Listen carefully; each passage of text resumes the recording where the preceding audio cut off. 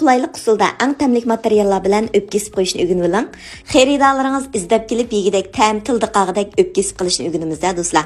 Boshqalar necha ming qo'yib o'rgatadigan darslikni men bugun naqsizlab keldim. Cho'qim yulduz yurak belgilarini besib saqlab olishni unutib qolmang, keyin izdegan topolmay qolsiz. Avval videoda ko'rsatgan bo'yicha 3 oyning tishidagi bir qat meyni pokiz elib etamiz. Undan keyin cho'qi bilan ichin teshiga o'rib olamiz. Undan keyin buni bir pokiz yuvatgandan keyin buningga bir qo'shiq tuz, bir qo'shiq shov suda, bir qo'shiq oqachiq suv silib 10 minut atrofida chilab qo'yamiz. Bunday qilishimiz sabab 3 oydagi g'ayri ta'mlarni chiqarib etkili bo'ldi. Endi o'pkiga qon surtib olamiz. Videoda ko'rsatgan bo'yicha akaga o'pkini bir pokiz yuvatgandan keyin ichiga mushallatda suv olamiz.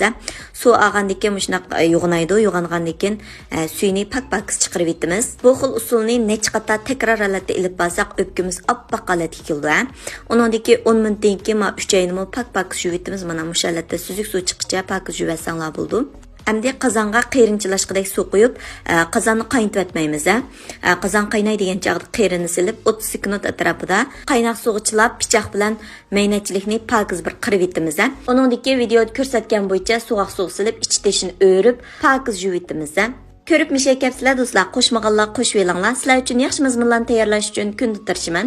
Qo'llash ustidan inkas rayonigacha qaqsiz gullaringlarni avatib, meni rag'batlantirishni unutib qolmanglar. Qo'llig'inglarga rahmat. Endi o'pkining cho'ng kichikligiga qarata muvofiq miqdorda un elib olamiz. Buningga tuz solmaymiz. Tuz solmaylar videoda ko'rsatganda xamir holatga yetganda suv qo'yib 10 minut atrofida tindirib qo'yamiz. Undan keyin videoda ko'rsatgandek xamirninki suyini chiqarishni boshlaymiz. Hozir 60 xil darsni faoliyat qilyapman. Cho'ng taqsiliq qorma, har xil taom pishirib ichimlik murabba, bozorlik sovuq say darsikimizning 60 xil darsini 10 qo'y bilan o'rganaysiz. Dars tizimlatmoqchi bo'lsangiz, Undidar Nazi 7733 ekran studiya numeri shu. Xamirni videoda ko'rsatgan bo'yicha 3 qatim pokiz yuvib olamiz. Tunji qatimda süzgichdan bir o'tkazib o'tamiz, ikkinchi qatimda mo süzgichdan o'tkazib o'tamiz. Uchinchi qatimdagi suv bek anda quyuq qalatchi ketmaydi. Videoda ko'rsatgandek mushallat ketgan chog'da shunday suzuk suv chiqqan vaqtimizda sug'chilab qo'yamiz menchangni. Endi o'pka qo'yganda ishlatadigan materiallarni tayyorlab olamiz. 6 tal tuxum ishlatdim, o'zinglarning ehtiyojiga qarata ishlatsanglar bo'ldi. Mayni chuchitib, so'yitib qo'yamiz. Undan keyin qirinning mushtaq yumaloq yerini kesib, kanayga chiroyli qilib tikib olamiz. Mana videoda ko'rsatgan bo'yicha tikib tayyorlab olsanglar bo'ldi. Undan keyin abiyak xamir suyimiz 2 soat atrofida tinib, mushunaq suyi ustiga chiqdi. Suzuk suyini to'kitib, astidagi quyuq yerini tekshirlashtirib olgandan keyin tuz ta'min tetib olamiz.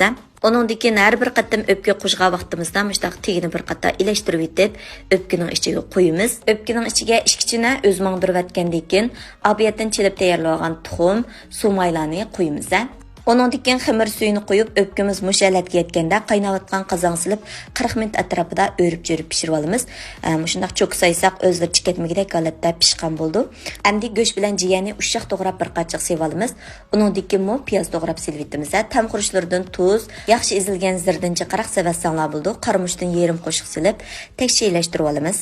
Endi abiyatdan xamirdan chiqarib olgan menjangni mush 1 soat atrofida sug'chilab qo'ysak mushtaq elastikli qalat ketadi. Buni tekshir yetib olgandan keyin uyimizda atgan lazni ustiga chiroyli surib, undan keyin hozir qilib olgan qiymini ustiga chiroyli chechib, videoda ko'rsatgan bo'yicha tekshirib olgandan keyin yo'gaymiz.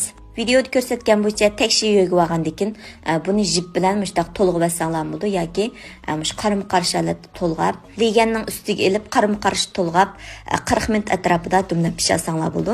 Endi buni bozorga chiqadiganlar bo'lsa 3-4 kun bo'lib qaltiq silib pishirib oldi. Endi buni qaltiq solgandan dumlab pishirgan sal yaxshi. Undan keyin 3 oyni videoda ko'rsatgan bo'yicha o'rib olamiz.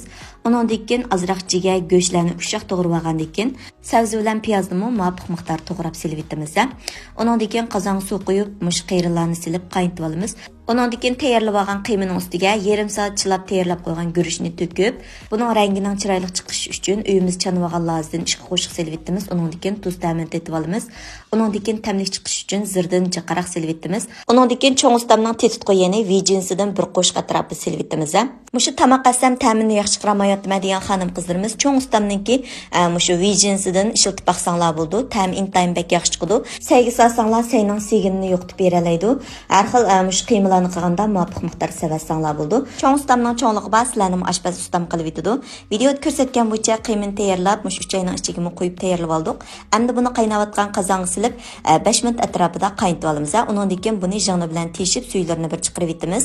Onunki öpkini özümüzün yaxtırışı boyunca uşaq doğurub alğandan keyin, muş üçeylarni üstüge silib, onun üstüge muşu qeyrillarni silib, onun üstüge muş abiyetini tayyorlab alğan açıq menjinglarni qoyub iste'mol qilsaq bo'ldi. Zira yoki qarmışlarni azroq sepib olsanglar texmi eshik bo'ldi. O'rganib oldingizmi?